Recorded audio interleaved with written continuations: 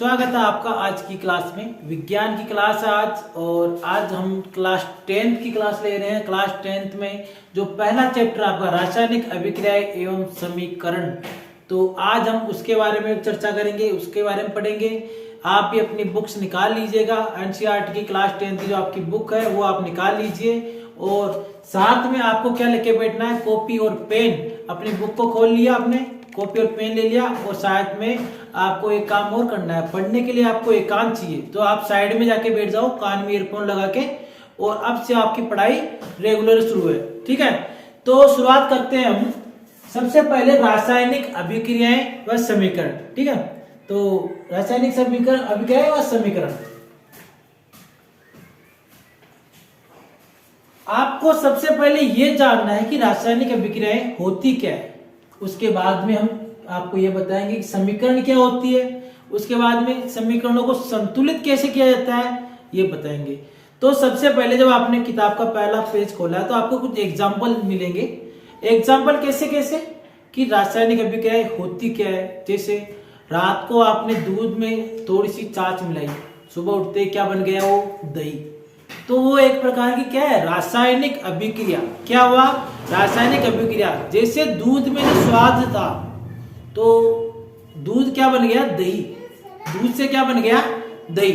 तो अब क्या होता है, उसमें गुणधर्म चेंज हुआ। क्या हो गया, गुणधर्म परिवर्तित हुआ। तो गुणधर्मों में जब परिवर्तन होता है,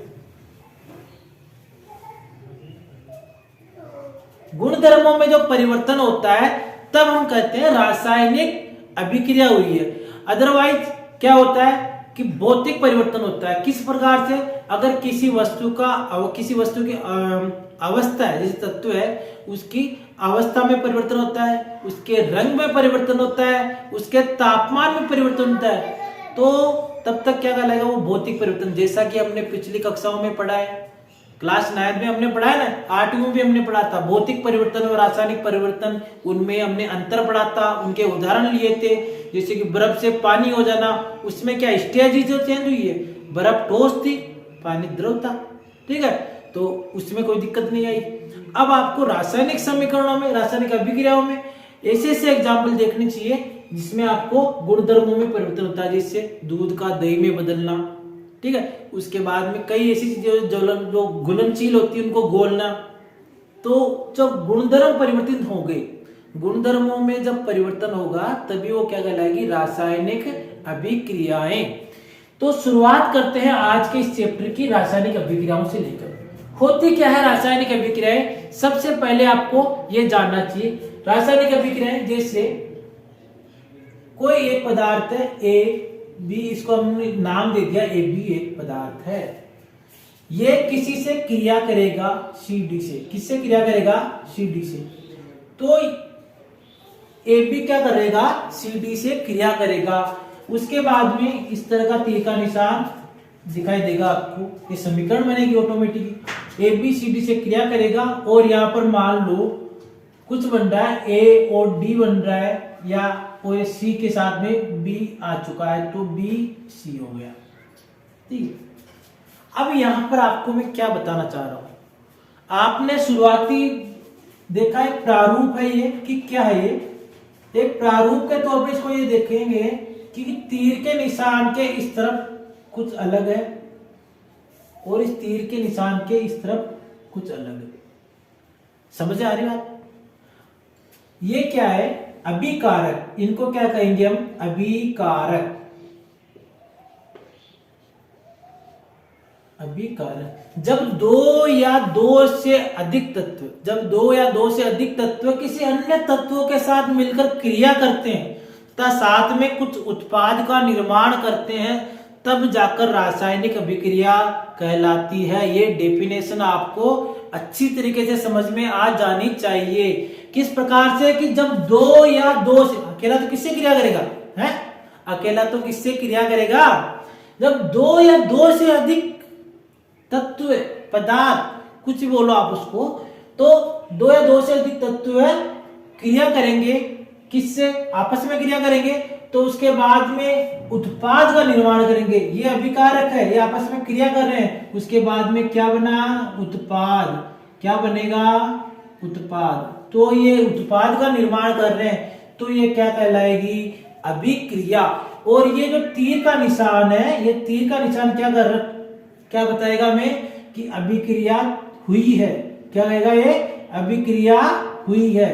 अगर तीर का निशान नहीं लगता है तो इसका मतलब अभिक्रिया नहीं हुई है।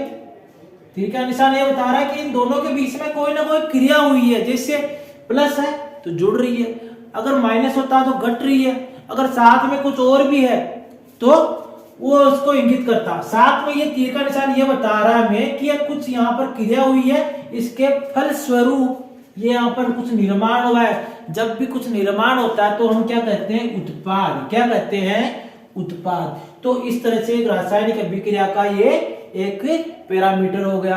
अब हम बात करते हैं आगे आपके बुक की। आपने जो बुक खोल रखी है उसमें आपने पहला चैप्टर खोल रखा है।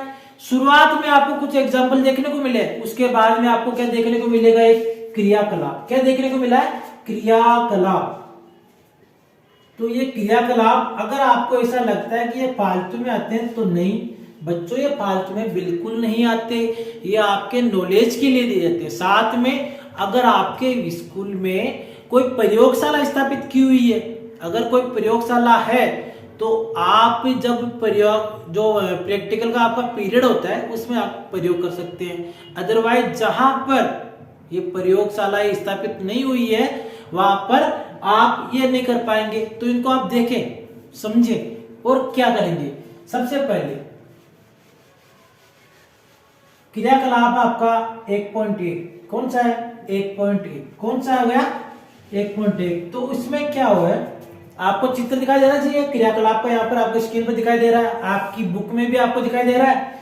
तो यहाँ पर एक बर्नर ले लिया हमने, जैसा कि ये एक गैस का बर्नर है, ऐसा ही बनाते हैं गैस का बर्नर। यहाँ पर इसका एक कैंडल लगा दिया, यहाँ से इसको एक ये पाइप, ठीक है, क्या लगा दिया हमने, इसके पाइप लगा दिया और यहाँ से इसको जलाया तो यहाँ से फ्लेम निकलेगी। क्या निकलेगी, फ्लेम, आग। क्या निकलेगी, आग। तो इसको हम क्या कहेंगे, बर्नर।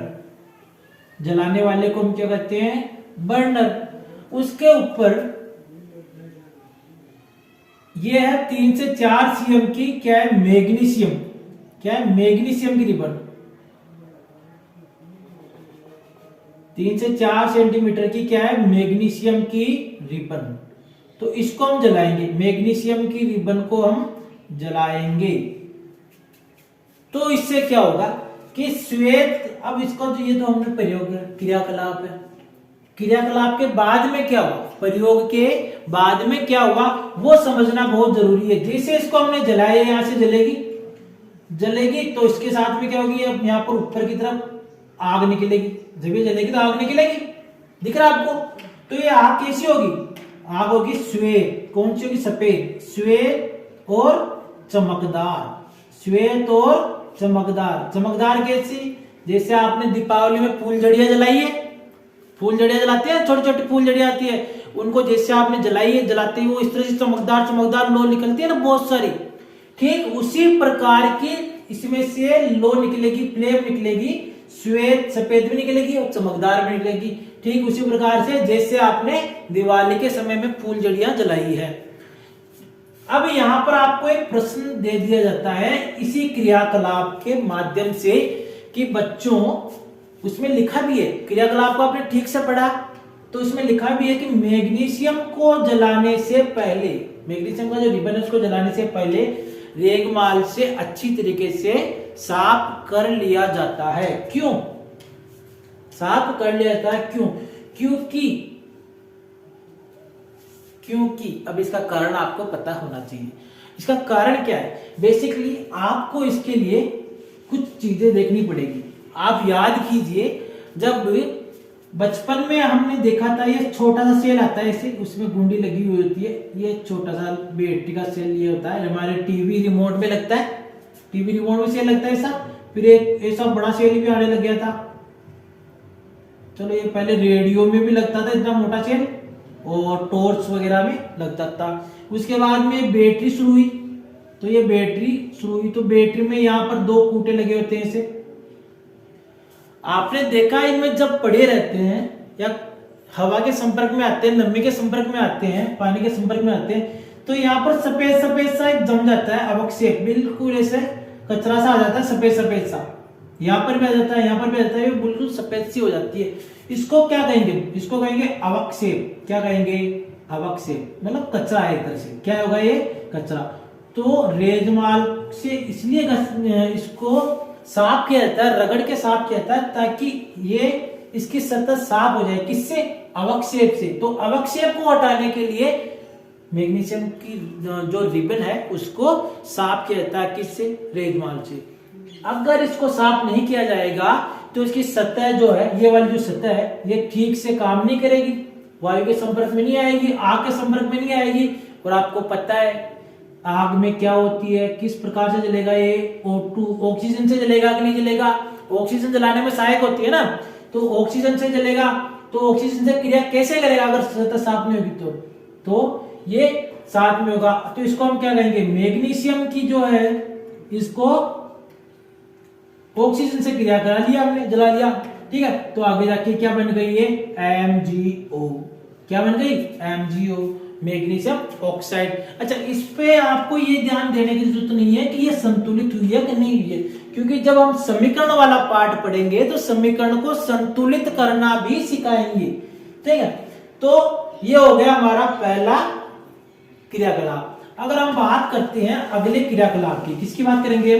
अगले क्रियाकलाप की। क्रियाकलाप 1.2 जो कि आपकी बुक में है, ठीक है। आप उसको देखो, एक बार उसको पढ़ो।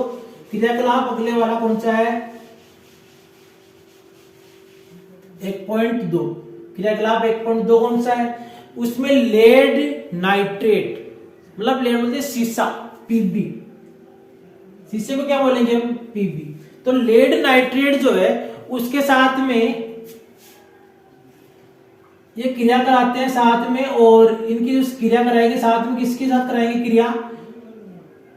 पोटेशियम आयोडाइड से। किससे कराएंगे? पोटेशियम आयोडाइड से क्रिया कराएंगे। तो इस तरह का ये आपको पढ़ने को मिलेगा।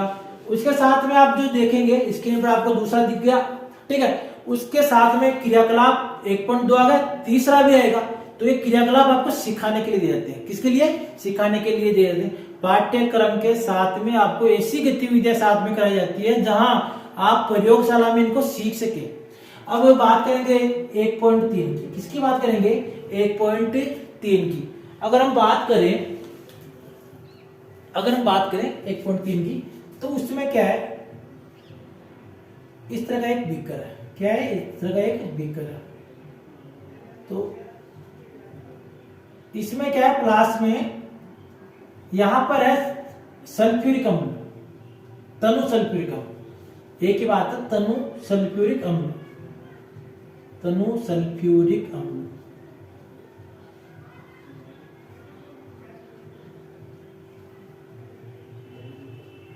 अच्छा, तनु और सीधा सल्फ्यूरिक अम्ल में क्या प्रॉब्लम है? इसको आप अच्छे से समझोगे। तनु क्या होगा? तनु जिसमें पानी मिलाया गया हो वो हो जाएगा, तो सांद्रण नहीं उसका, तो क्या हो जाएगा? तनु। अगर जो बिल्कुल गाढ़ा है, जैसे प्योर कहते हैं ना, बिल्कुल प्योर है, तो हो जाएगा सांद्रित सल्फ्यूरिक अम्ल। अगर उसमें पानी मिला दिया, उसको पतला कर दिया गया है, उसको तनु सल्फ्यूरिक अम्ल कहेंगे। क्रियाकलाप 1.3 कौन सा हो गया? 1.3। इसमें जिंक के टुकड़े रहेंगे। जैसे ये क्रिया, यह हो गया तनु सल्फ्यूरिक अम्ल, इसमें जिंक के छोटे छोटे टुकड़े डाल दिए। क्या डाल दिए? छोटे छोटे टुकड़े डाल दिए। तो जैसे इसमें छोटे छोटे टुकड़े डालेंगे, अचानक से यहां से गैस निकलेगी। क्या निकलेगी? गैस। आप अगर प्रयोगशाला में ये करते हैं तो आपको थोड़ी सी सावधानी रखनी चाहिए। सबसे पहले तो किसी भी चीज को आप सीधे हाथ से नहीं छुएंगे। अब हाथ में मास्क लगाएंगे, मतलब हाथ का जो होता है ना ग्लव्स वगैरह, वो लगाएंगे। सीधा मास्क मुंह पे लगाएंगे, और किसी भी चीज को जाते नहीं कि अरे ये तो देखने को मिल गया कुछ नया, इसको सूंघने लग जाओ। किसी भी चीज को प्रयोगशाला में सीधे नहीं सूंघना है, ठीक है। जब तक आपको टीचर सूंघने के लिए ना कहे, आपको किसी भी चीज को सूंघना नहीं है। जैसे मान लो इसको डाल दिया, अब आप इसको सूंघने लग जाओ कि क्या खुशबू आ रही है, नहीं, बिल्कुल नहीं, पहले सूंघना नहीं है, ठीक है। तो यहां से गैस निकलेगी। अब इस गैस को क्या कहेंगे? H2। अब इसको समझो, जो क्रियाकलाप आपको किताब में दिया गया है, इसको आप कैसे क्लासिफाई करोगे, किस तरह से लिखोगे कि सबसे पहले साहब जेड एंड ये क्या है, जिंक, क्या है, जिंक के टुकड़े, जिंक के टुकड़े। तो जिंक के टुकड़े डाल दिए किसमें, मतलब डाल रहे हैं तो जुड़ेगा, ऑटोमेटिक डाल रहे हैं जुड़ेगा, किसमें, तनु सल्फ्यूरिक अम्ल में H2SO4, किसमें डाल दिए, H2SO4 डाल दिए। अब उसमें क्या हो रहा है, हाइड्रोजन निकल रही है, क्या निकल रही है, हाइड्रोजन। इसका मतलब ये जिंक जो है, ये जिंक किससे क्रिया कर रहा है, सीधे सल्फेट से। तो क्या हो जाएगा, zinc sulphate, zinc sulphate plus hydrogen gas, ठीक है, हाइड्रोजन गैस। तो ये गैस है, तो गैस कहां निकल जाएगी, ऊपर, जो ऊपर जा रही है इसको ऊपर की तरफ तीर का निशान लगा दिया कि ऊपर निकल गई, ठीक है। अभी जब समीकरण पढ़ेंगे तब हम आपको साथ में ये भी बताएंगे कि किसके साथ में गैस लिखा जाएगा, किसके साथ में सॉलिड लिखा जाएगा, ठीक है। इनको साथ में वर्गीकरण करना, संतुलन करना, सारा सब कुछ देखते हुए चलेंगे। अब बात कर लेते हैं रासायनिक अभिक्रियाओं की।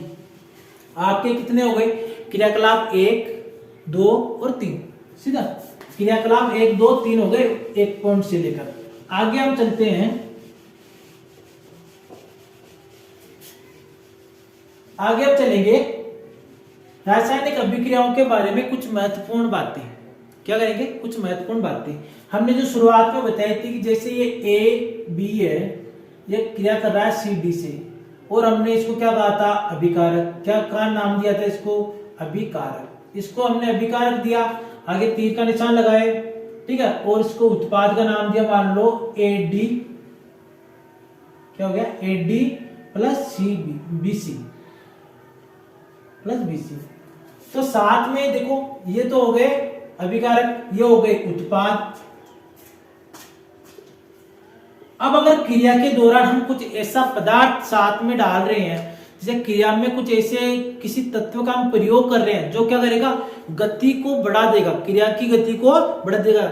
जैसे मान लो हमने फ्लास्क है, इस फ्लास्क में हमने कोई भी एक अम्ल डाल दिया, उसमें छोटे छोटे टुकड़े डाल दिए, किसी भी, जैसे कैडमियम के, मैग्नीशियम के, सोडियम के, किसी के भी डाल दिए, और साथ में हमने कुछ ऐसा अम्ल भी डाल दिया है, कुछ ऐसे तरह का कोई हमने तत्व डाल दिया, जिससे क्या होगा, क्रिया अचानक से जो 5 मिनट में होनी थी वो 2 मिनट में हो जाएगी, जो 5 मिनट में होनी थी वो 2 मिनट में हो जाएगी। इसका मतलब ये क्या कर रहा है, क्रिया को बढ़ा रहा है। और क्रिया को बढ़ाने वाले को हम क्या कहते हैं, उत्प्रेरक। क्या कहते हैं, उत्प्रेरक। जो क्रिया की गति को बढ़ा दे उसे क्या कहा जाता है, उत्प्रेरक। और उत्प्रेरकों को कहां लिखा जाता है, यहां पर। उत्प्रेरकों को कहां लिखा जाता है, तीर के निशान के ऊपर लिखा जाता है उत्प्रेरकों को, या जिसके माध्यम से भी हो रहा है उसे भी कहां लिखा जाएगा, तीर के निशान के ऊपर। अब अगर हम बात करें, ठीक है, अगर हम बात करें तो देखो, जो ठोस है पदार्थ, जो पदार्थ ठोस है, उनके कोष्टक में क्या लिखा जाएगा, जैसे मान लो सोडियम है, ठीक है, मैग्नीशियम है, आयरन है, तो इनके कोष्टक में क्या लिखा जाएगा, एस। क्या लिखा जाएगा, एस। क्या लिखा जाएगा, एस। इस तरह से इसको कोष्टक में लिखा जाएगा एस। अगर द्रव है, द्रव है तो क्या लिखा जाएगा, द्रव के लिए लिक्विड, द्रव के लिए क्या लिखा जाएगा, लिक्विड, ठीक है। साथ में द्रव के लिए क्या लिखा जाएगा, लिक्विड। एक मिनट,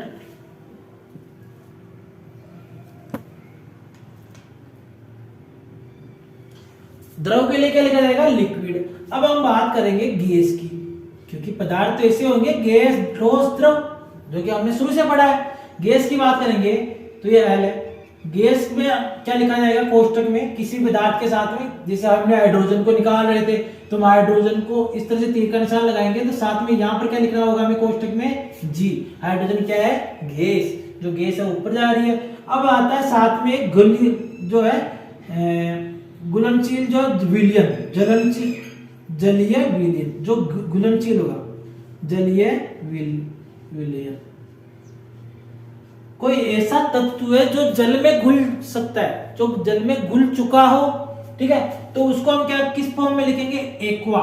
किसमें, एक्वा। एक्वा के फॉर्म में इसको लिखेंगे। एक्वा होगा जो जलीय विलयन होगा, जो जल के माध्यम से घुल चुका है या किसी ऐसे प्रक्रिया के दौरान वो जलीय माध्यम ले चुका है, परंतु उसमें मूल गुणधर्म जल के नहीं होंगे, मूल गुणधर्म जल के नहीं होंगे। जैसे पेट्रोल है, पेट्रोल क्या इसमें आएगा, लिक्विड में तो नहीं आएगा। पेट्रोल किसमें आएगा, जलीय विलयन, एक्वा, क्योंकि मूल गुणधर्म जल के नहीं है। यहां पर H2 आएगा, H2O, ठीक है, तो ये जल हो गया, ये सांद्रता में फुल है। और गैस, गैस कौन सी हो गई, ऑक्सीजन, नाइट्रोजन, कार्बन डाइऑक्साइड, ठीक है, तो ये हो गई ऑक्सीजन, नाइट्रोजन, और ये हो गया जलीय विलयन में आ जाएगा साथ में। और अब अगर बात करें तो इनके समीकरणों के बाद में इनको अवस्थाओं के साथ में लिखने के लिए और संतुलन करने के लिए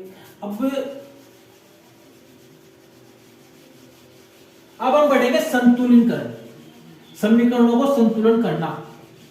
समीकरणें कैसे संतुलित की जाती है, ये एक बहुत बड़ा प्रश्न लगता है, क्योंकि बच्चों को समझ में ही नहीं आता कि समीकरणों को संतुलित कैसे किया जाता है। तो समीकरणों को संतुलित करना, समीकरणों को क्या करेंगे, समीकरणों को संतुलित करना। कैसे करेंगे समीकरणों को संतुलित, चलिए देखते हैं। हमने अभी थोड़ी देर पहले क्रियाकलाप लिया था तीसरा, याद है आपको, वो एक बीकर वाला, जो एक बीकर था, उसमें बीकर में हमने क्या डाला था, जेडन जिंक के टुकड़े डाले थे, और यहाँ पे था H2SO4, ठीक है, तो उसको वापस ले लो एक बार के लिए, मान लो उसी से शुरुआत कर लेते हैं देखने के लिए। तो जेडन प्लस ये जिंक हो गया, सल्फ्यूरिक अम्ल, ठीक है। उसके बाद में क्या हुआ था, आगे फॉर्म क्या बनी थी, इसने क्रिया की थी इसके साथ, तो ZnSO4 प्लस H2।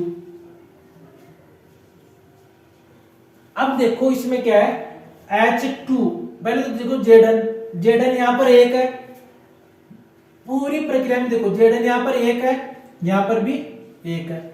इस तीर के निशान के इस तरफ वाला बराबर करना है, क्या करना है, बराबर करना है। ये एक है, यहां पर भी एक है। यहां पर हाइड्रोजन कितने हैं, 2 है। यहां पर हाइड्रोजन कितने हैं, 2 है, ये एक है। यहां पर ये पूरा सल्फर एक है, ऑक्सीजन के 4 अणु हैं, कितने, ऑक्सीजन के 4 है, और ये पूरा अगर इसको एक मानोगे तो भी पूरा एक है, इसका भी एक है, तो ये तो पूरा ये 4, यहां पर हो गए 4। इसका मतलब समीकरण क्या है हमारी, संतुलित है। समीकरण क्या है हमारी, संतुलित है। तो चलो दूसरी लेते हैं जिसको हमें संतुलित करना है, समीकरण को संतुलित करना है। इस तरह से हम काउंट करके उसको भी संतुलित करेंगे। हमारी दूसरी जो है,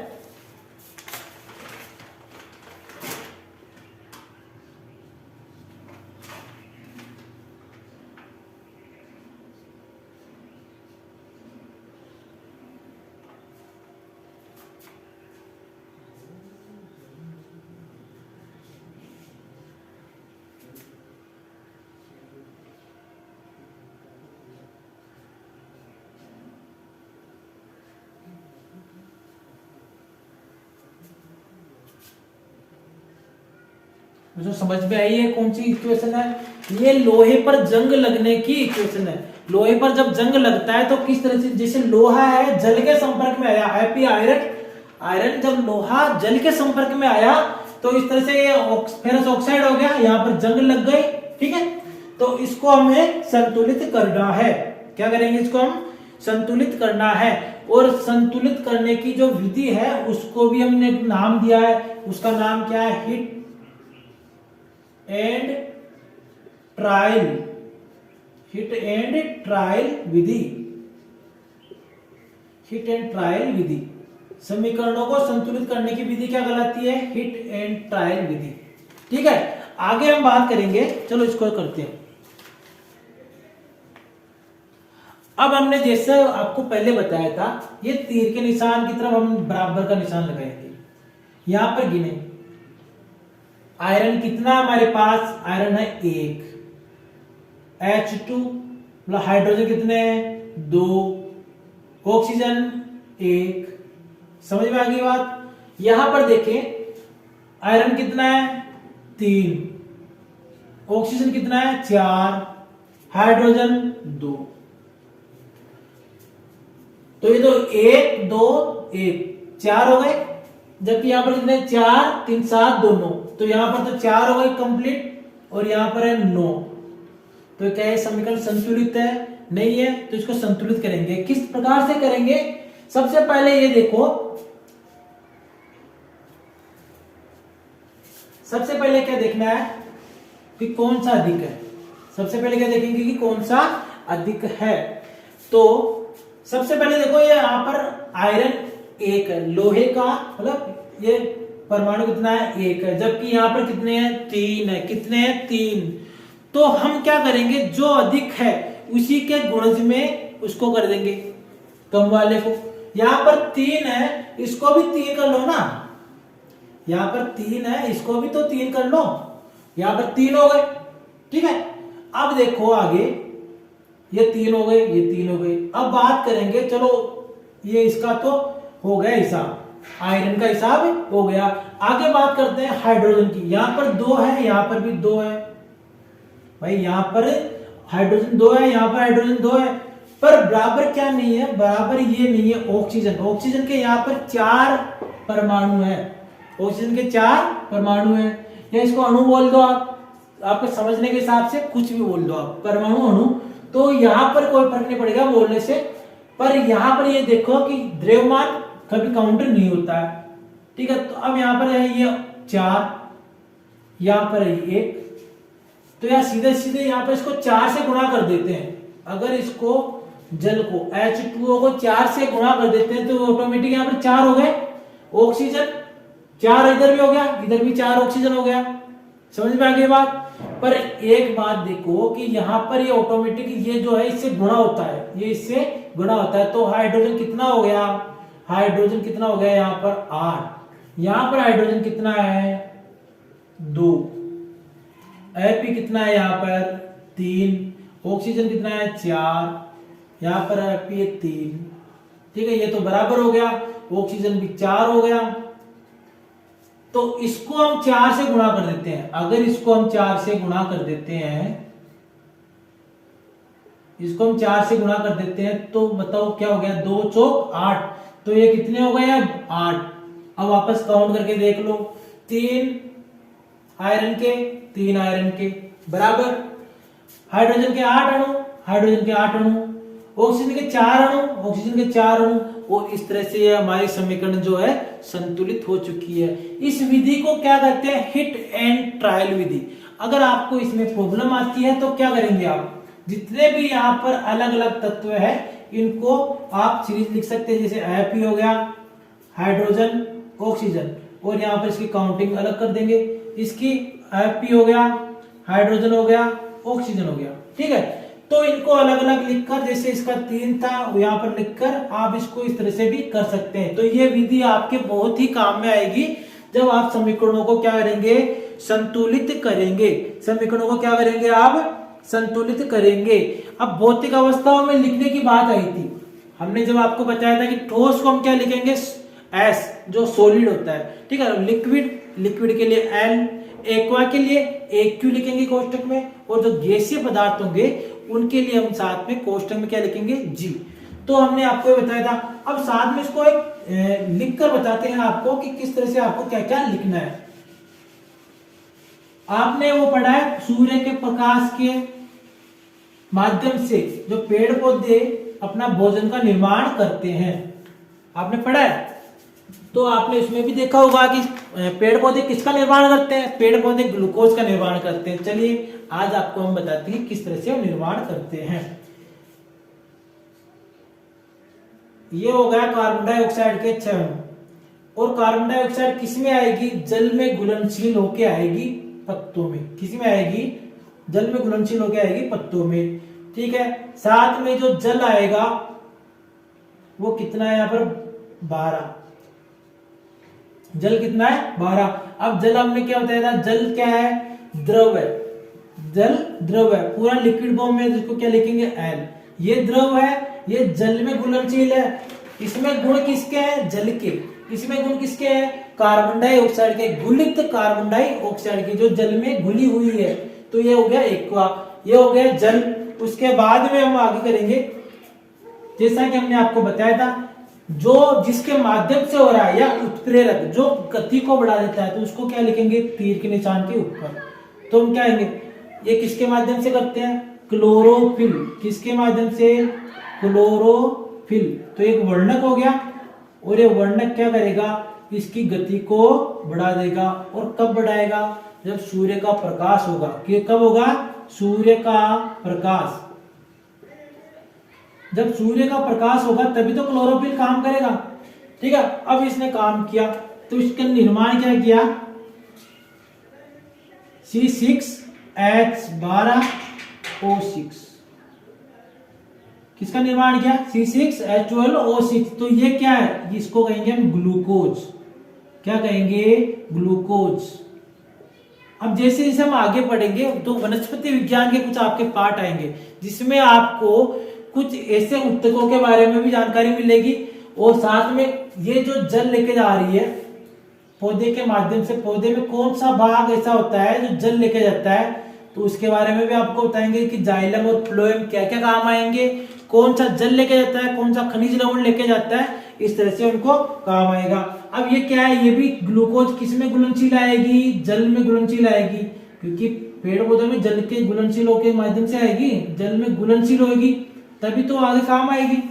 उसके बाद में देखो, ऑक्सीजन छोड़ेगा। जब बोलते हैं ना कि पेड़ पौधे क्या छोड़ते हैं? ऑक्सीजन। तो 6 O2 के अणु छोड़ेगा, तो ये क्या होगी? गैस। तो गैस को हम क्या कहेंगे? तीर का निशान लगाकर ऊपर की ओर भेज देंगे, क्योंकि गैस छोड़ रहे हैं। पेड़ पौधे गैस को छोड़ रहे हैं, जबकि कार्बन डाइऑक्साइड को सोख रहे हैं। आपने पढ़ा ने? ठीक है। और साथ में जल, कुछ जल का निष्कासन भी होता है, साथ में कुछ जल का निष्कासन भी होता है। तो ये हो गया 6H2O। तो ये किस फॉर्म में आएगा? लिक्विड में। किस में आ जाएगा? ये लिक्विड फॉर्म में आ जाएगा। तो हमने इस तरह से आपको जैसे बताया था कि भौतिक रूप में, भौतिक अवस्थाओं में लिखना, ठीक है, जो अवस्थाएं हैं वो किस प्रकार से, लिक्विड है, एक्वा, गैस हो गया। ठीक है, तो इस तरह से हमने आपको ये लिखकर बताया। अब साथ में आपकी स्क्रीन पर कुछ प्रश्न दिखाई दे रहे हैं। ये जो प्रश्न कौन से? आपके क्रियाकलापों को और ये जो अब तक के पार्ट में आपने जो कुछ पढ़ा है उसके माध्यम से आपने जो कुछ सीखा है उसको वापस एक तरह से रिवीजन करना, और आपने अब तक क्या क्या सीखा है इसकी जांच की जा सके। इसके लिए आपकी स्क्रीन पर आपको कुछ प्रश्न दिखाई दे रहे हैं, जिसमें पहला प्रश्न आपको यह आ रहा है कि वायु में जलाने से पहले मैग्नीशियम रिबन को साफ किया जाता है, क्यों?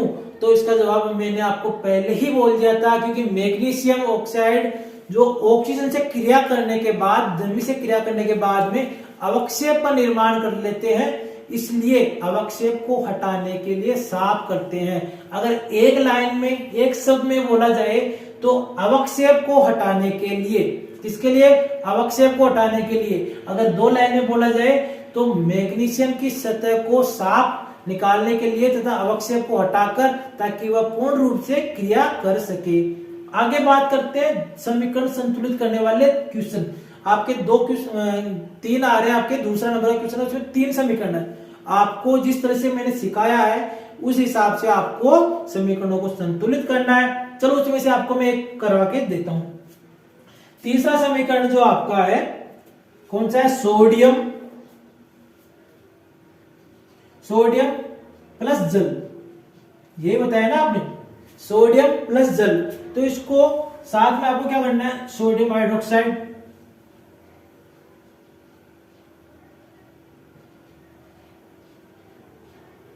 ठीक है, ये बताया आपने, और साथ में हाइड्रोजन। इसमें संतुलित करने का क्या है? सोडियम कितना है हमारे पास? 1 है। सोडियम हमारे पास 1 है, ये 1 हो गया। H2 हाइड्रोजन के कितने अणु हैं? 2। O के कितने अणु हैं? 1। 1 2 1 कितने हो गए? 4। यहां पर कितने हो गए? 4। यहां पर देखो सोडियम के कितने? 1, इसके कितने? 1 और 1 और ये 4। पर ये H अकेला थोड़ी होता है, H तो H2 हाइड्रोजन गैस है, ये कौन सी है, हाइड्रोजन गैस। तो ये हो गए 2 2 और ये कितने हो गए 5 और ये 4 हो गए। क्या हो गए इसमें 4। तो आपको इसको क्या करना है, यहां पर इसको 2 से गुणा कर सकते हो आप। क्या कर सकते हो, 2 से गुणा। ये जो जल वाला हिस्सा है आपके समीकरण में, इसको आप 2 से गुणा कर लीजिए। किससे गुणा करेंगे, 2 से। जब आप इसको 2 से गुणा करेंगे तो जैसा मैंने आपको बताया था कि ये 2 इससे गुणा हो जाता है, तो 2 हाइड्रोजन, तो ये हाइड्रोजन कितना हो गया, हाइड्रोजन 4 हो गया। ऑक्सीजन कितना हो गया 4, ऑक्सीजन कितना हो गया 2। अब यहां पर बात करते हैं, तो यहां पर अगर हम यहां पर आगे 2 से गुणा कर लेते हैं तो सोडियम कितना हो गया 2, तो इसको भी 2 कर लेते हैं। 2 ऑक्सीजन 2 हाइड्रोजन, 2 ऑक्सीजन, ठीक है, 2 ऑक्सीजन हो गया और 2 हाइड्रोजन हो गया, जबकि हाइड्रोजन कितना 4, तो 2 यहां पर भी तो पड़ा है। तो इस तरह से आपको संतुलन करना है, संतुलित समीकरण आपको इस तरह से सीखनी है। समीकरणों को संतुलन करना मैंने आपको सिखाया है इसी तरह से। और आपको इस तरीके से और भी कई सारे समीकरण आएंगे आपके पाठ में, तो आपको इनको समीकरणों को संतुलित करके देखना है। हमारा अगली कक्षा में हम क्या पढ़ेंगे, रासायनिक अभिक्रियाओं के प्रकार। क्या पढ़ेंगे, रासायनिक अभिक्रियाओं के प्रकार। तब तक आप क्या करेंगे, जो आपने पढ़ाया है उन पाठों को फिर से रिवीजन करेंगे, और अब तक आपने क्या क्या सीखा है उसको आप ठीक से वापस अपनी कॉपी में भी नोट कीजिएगा, अपनी बुक में। अगली बार हम क्या पढ़ेंगे, अगली जो क्लास होगी हमारी उसमें क्या पढ़ेंगे, रासायनिक अभिक्रिया किन किन प्रकार की होती है, संयोजन, वियोजन, विस्थापन, द्विविस्थापन, इस तरीके से कितने प्रकार की होती है। साथ में पाठ के अंत में आने वाले महत्वपूर्ण प्रश्नों के बारे में भी हम चर्चा करेंगे। तो सभी बच्चे क्या करेंगे आपको कि इस चैनल को सब्सक्राइब करेंगे, साथ में अपने तमाम दोस्त हैं, साथ में स्कूल में पढ़ने वाले और आपके आसपास के मोहल्ले में जो अलग किसी भी प्राइवेट स्कूल में, सरकारी स्कूल में, किसी भी स्कूल में पढ़ने जाते हैं, उन सबको आप ये बताइएगा कि इस चैनल के माध्यम से, जो आपको नीचे दिखाई दे रहा है, इस चैनल के माध्यम से आप जो है डेली आपकी जो क्लासेज लेगी साइंस की और मैथ की, कक्षा 6 से लेकर 12 तक, तो आप इसके माध्यम से पढ़ सकते हैं। और हमारी जो रेगुलर क्लासेज आपको यहीं पर मिलेगी। ठीक है, धन्यवाद।